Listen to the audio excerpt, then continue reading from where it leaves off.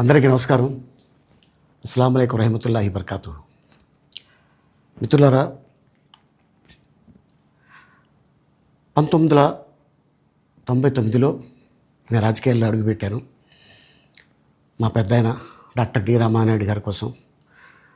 ఎందుకంటే నేను child artist తర్వాత నేను మళ్ళీ ఒక వయసు వచ్చిన తర్వాత నాకు అద్భుతమైన అవకాశం ఇచ్చి ప్రేమ ఖైదీ అనే సినిమాతోటి మళ్ళీ నా కెరీర్ స్టార్ట్ అయింది చైల్డ్ ఆర్టిస్ట్ తర్వాత.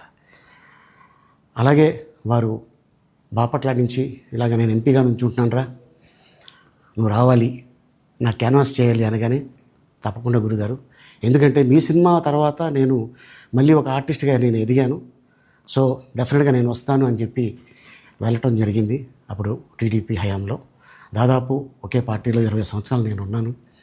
తర్వాత మళ్ళీ ఇటు రావడం జరిగింది. నాకు అన్నం పెట్టింది ఫస్ట్ నా తెలుగు ఇండస్ట్రీ, నా తెలుగు ప్రజలు, ప్రేక్షక దేవుళ్ళు, నా నిర్మాతలు, నా డైరెక్టర్సు, నా హీరోలు. ఈ రోజున ఈ రేంజ్లో నేను ఎదిగాను. 45 సంవత్సరాలు ఇండస్ట్రీలో ఉన్నాను. దాదాపు 1200 సినిమాలు పైచిలుకు యాక్ట్ చేయడం జరిగింది. 6 భాషల్లో యాక్ట్ చేయడం జరిగింది. ఓకే, నేను దయాగుణం ఉంది, భగవంతుడు ఇచ్చాడు కాబట్టి నాకు రాజకీయం తోడైతే కొద్దిగా 10 మందికి నేను సహాయపడగలను అనే ఉద్దేశంతో రాజకీయాల్లోకి వచ్చాను తప్ప రాజకీయాలు చేయాలని రాజకీయాల్లోకి రాలేదు. ఇండస్ట్రీ నాకు ఇంత మంచి లైఫ్ ఇచ్చింది, నేనేం చేస్తే బాగుంటుంది అని నలుగురిని చూసి నేను ఒక ట్రస్ట్ పెట్టుకున్నాను మా నాన్నగారి పేరున. దాదాపు 16 సంవత్సరాలు అవుతుంది నేను ట్రస్ట్ పెట్టుకొని. ఏ రోజు కూడా, ఈవెన్ దో కోవిడ్లో కూడా ప్రతి నెల వాళ్ళకి 1000 రూపాయలు నేను సాయం చేసేవాడిని. కోవిడ్లో కూడా ఆపకుండా అలా కంటిన్యూగా సాయం చేస్తూనే ఉన్నాను. చాలామందిని నా కుటుంబంలో అవ్వచ్చు, బయట వాళ్ళు అవ్వచ్చు, చుట్టాల్లో అవ్వచ్చు, చాలామందికి చదివించాను నేను.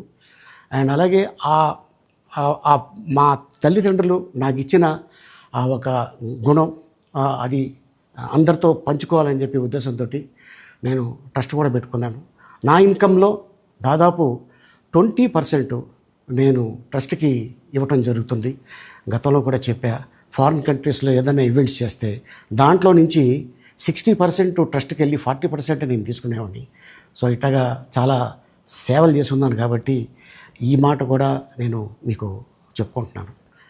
అండ్ అలాగే నేను వ్యక్తిగతంగా ఎవరి మీద ఏ పార్టీలో ఉన్నా కూడా నేను నా పార్టీ గురించి నేను పొగుడుతాను, అక్కడ ఉన్న వ్యక్తి ఎమ్మెల్యే క్యాండిడేట్ గురించి నేను పొగుడుతాను, నా నాయకుడిని నేను పొగుడుతాను తప్ప ఎప్పుడు ఎవరిని కూడా ఒక మాట అంటాం కానీ వాళ్ళ లైఫ్ గురించి కానీ వాళ్ళ పర్సనల్ లైఫ్ గురించి కానీ ఎప్పుడు కూడా ఏ వేదిక మీద కూడా మీరు వెతికినా కూడా దొరకదు.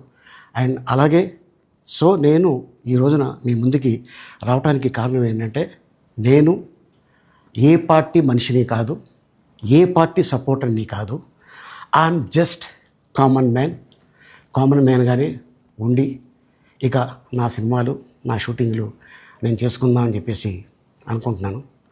That's it. ఈ మాట చెప్పడానికే నేను మీ ముందుకు వచ్చాను.